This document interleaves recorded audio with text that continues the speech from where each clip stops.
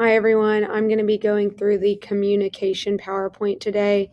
There are a lot of questions about communication on your test. It might seem like it's self-explanatory, but some of the terms you're going to have to memorize, so just be aware of that. To start this lesson off, I'm going to read a couple of quotes from the internet. The first quote says, "The biggest communication problem is we do not listen to understand, we listen to reply." So I'm sure you've all been on like FaceTime with someone and you're telling them a story and then they're sitting there on another tab, like doing something else. And they're just like, yeah, and they're not really listening to what you're saying. They're more so just replying to give you some sort of feedback. This says, don't assume your partner knows about everything you expect in a relationship. Let him know a relationship should be based on communication, not assumption. I'm sure we've all heard that quote. You know what happens when you assume. Don't assume that people know what you're going to say. You have to communicate how you're feeling if you want to express yourself. And lastly, to effectively communicate, we must realize that we are all different in the way we perceive the world and use this understanding as a guide to our communication with others. So the biggest thing is everyone is different and everyone's going to communicate differently and think of things differently. And you might think of how you're doing it is fine, but to others, it might not be. Overall, at the end of this lesson, you're just going to realize like how great communication is and how beneficial it can be for you in your friendships, relationships, and things like that.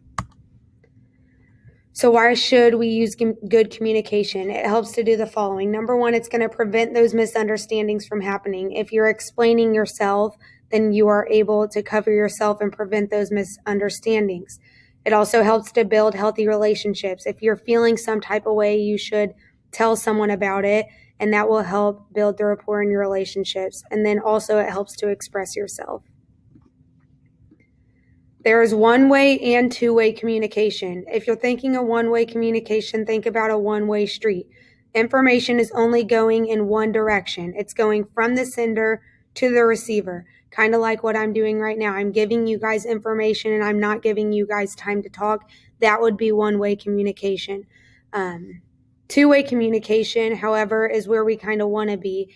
And that's when the sender sends a message to the other person and the receiver sends the message back. In this type of communication, both parties are involved.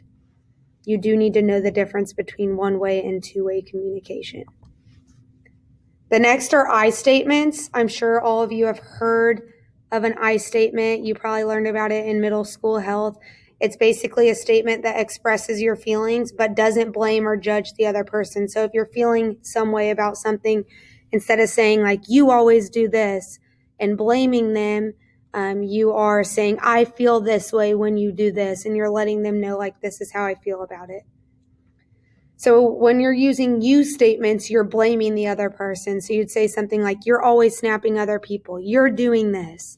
But if you're using an I statement, you're expressing the way you feel about the situation. So for example, instead of saying you're always snapping other people, you could say, it makes me upset when I see that you're Snapchatting other people.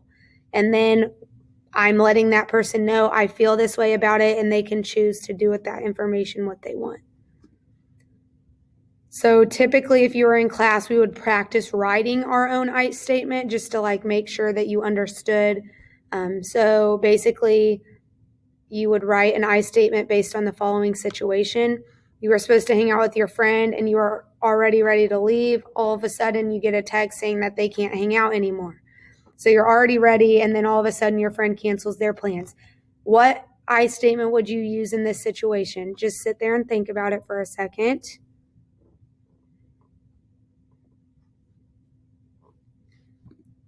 Very good. This is a helpful too. I feel this way when you do this because of this reason.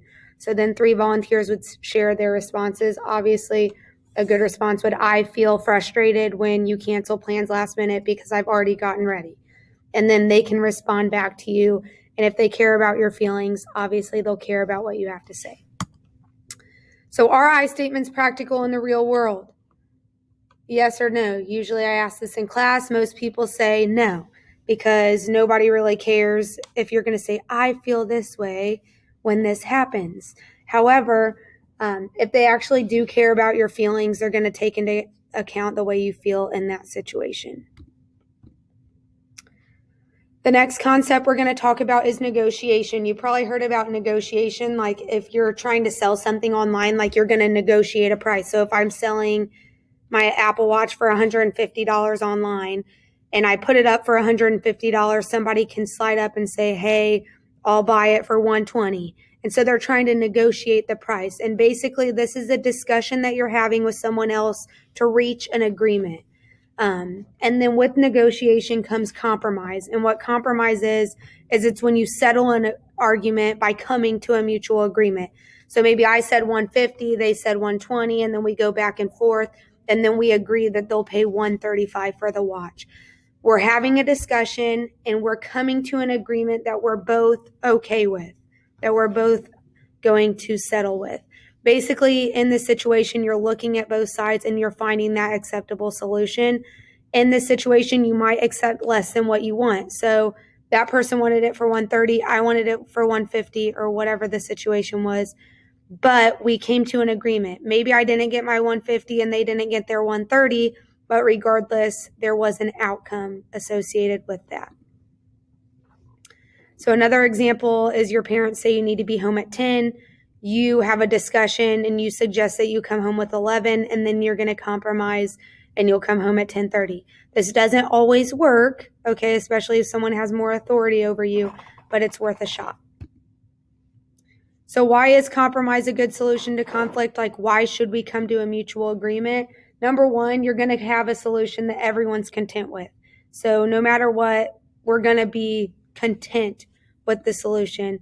And then number two, it allows both parties in the situation to speak. So I get my say, you get your say, and we kind of come up with an agreement. Third thing, it settles the dispute. So whatever you're arguing about, you've now come to that agreement.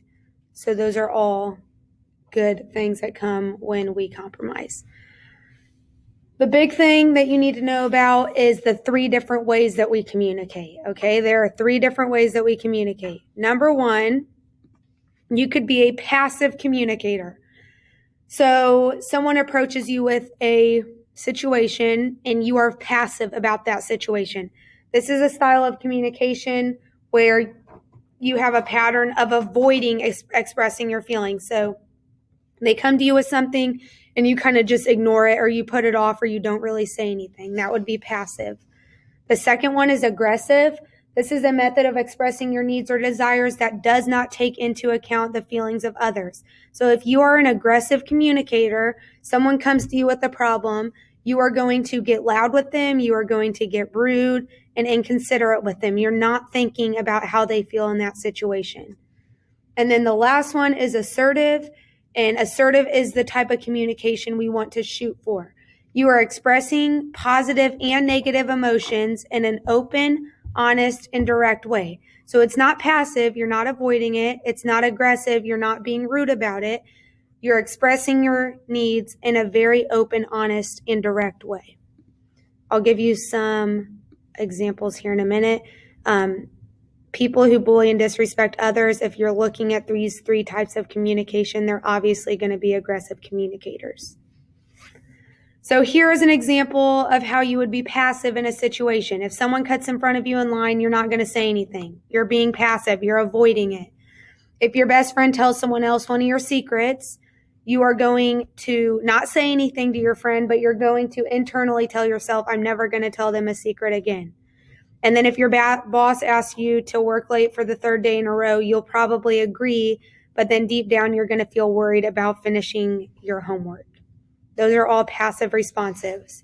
Aggressive responses, same situations, different responses. If someone cuts in front of you in line, you might say something like, well, you must think you're special. You're getting an attitude with them. It's going to cause a confrontation. If your best friend tells someone else one of your secrets, you could say, I hate you. I'm never going to trust you again. That might be how you feel, but it's not the best way to address that situation.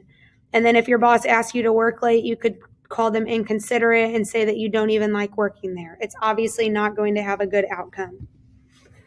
Last is assertive communication. Someone cuts in front of you in line. You could say something like, excuse me, but I believe that I was next in line.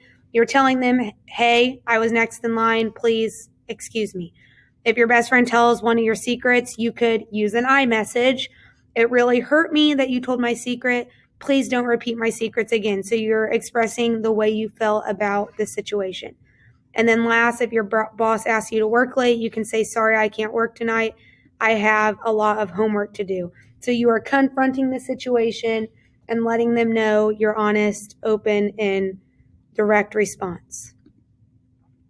All these things we talked about today are conflict resolution skills. They are skills that help us resolve conflict. Number 1 was I statements, explaining how you feel without blaming the other person. We had two-way communication, conversations where two people were involved. Negotiation, that discussion we have that is aimed at reaching an agreement. We have compromise, where you come to a mutual agreement. And then the last one is assertive communication, where you're expressing your emotions in an open, honest, and direct way. If you are in a conflict of any sort, these things can help you to overcome those obstacles. So today you're going to be practicing some of these skills that we talked about. If you go to the calendar, you are going to click on week 2. And it says communication worksheet. It will open up a Canvas link. It says view this assignment and complete it for points. It's a communication assignment. So you click on that. It's going to open it up. There are 7 scenarios here. You only need to do 3 of the 7 scenarios. So you can choose which ones you respond to. But for 2 of the scenarios, you need to give a passive, aggressive, and an assertive response. So not just passive, not just assertive. You need to include all 3 types of responses. Obviously, in passive, sometimes you don't say anything. However, you can explain what you are doing at that stage. So if you're ignoring the person, you can write that you are ignoring them. So make sure you include all 3 parts. So you need to do that for 2. And then the last thing you need to do is choose one of the scenarios and discuss how you can negotiate or compromise in that situation. So what discussion could you have and what agreement could you come to based on that situation? This is today's assignment for 10 points. Make sure that you are getting it done. It is due Thursday at 11:59 p.m. If you have any questions, feel free to email me.